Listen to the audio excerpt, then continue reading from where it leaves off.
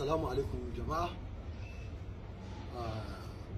Yau gani zan yi magana akan wasu abubuwa da suke faruwa.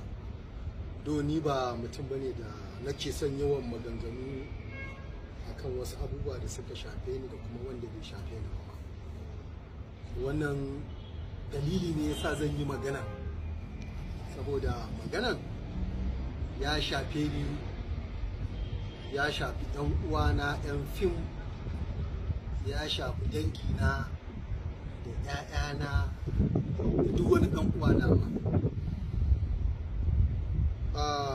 A kwanakin baya da suka wuce akwai wasu videos da nake kallo haka a TikTok, nake ganin yadda wasu malamai waɗanda suke sanye da riga na addini suke tsaye akan mumbari na addini suke fitowa social media suna faɗin maganganu akan 'yan uwansu malamai, wanda nake ganin hakan kaman kuskure a nawa kallon, a nawa tunanin, a nawa fahimta.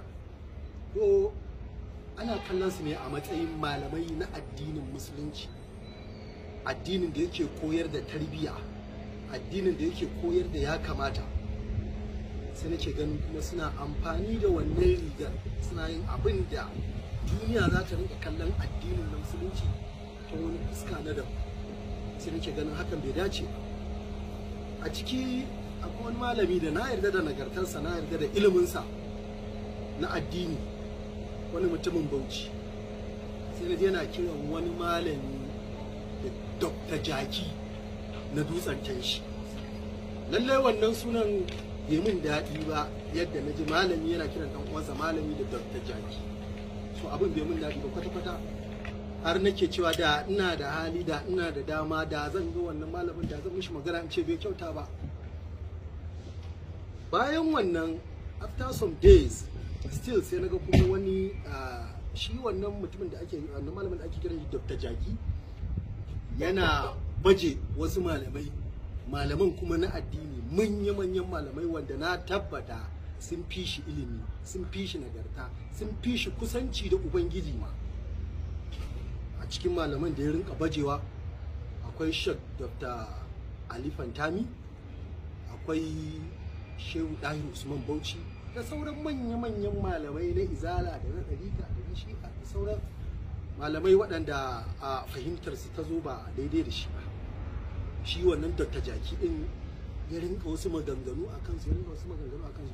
So daga nan sai na soma fahimtar dalilin da ya sa shi wancan malamin na Bauchi yake kiran shi da Dr. Jaki na Dutsen Tanshi, saboda irin maganganun da yake akan waɗannan malaman. Sai aka wayi gari kuma a cikin 'yan kwanakin nan, daga jiya zuwa shekaran jiya, sai nake ganin wasu videos ɗin shi yana magana akan masu sana'ar fim, wanda ni ina ɗaya daga cikin masu sana'ar fim ɗin. Ni fim sana'a ta ce, na yi ta a baya, ina yi akan yanzu, zan ci gaba da yi har Mahdi ya bayyana, har lokacin da za a ɗauki numfashina in koma ga Allah. Ina alfahari da cewa ni ɗan fim ne, ina alfahari da idan 'ya'yana sun taso, idan suna da ra'ayi su yi fim ɗin nan, ba matsala ba ce a gurina. Ina sa rai zan mutu in tafi gaban Ubangiji a matsayina na ɗan fim, insha Allah.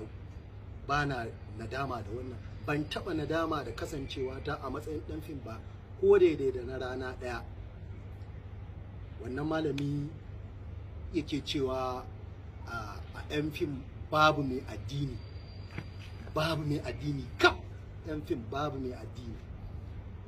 To duk da cewa babban mutum ne, dattijo ne mu a tarbiyyar gidanmu, ba daidai ba ne ka fito ka zagi wani wanda ya girme ka, balantana wanda ya haife ka.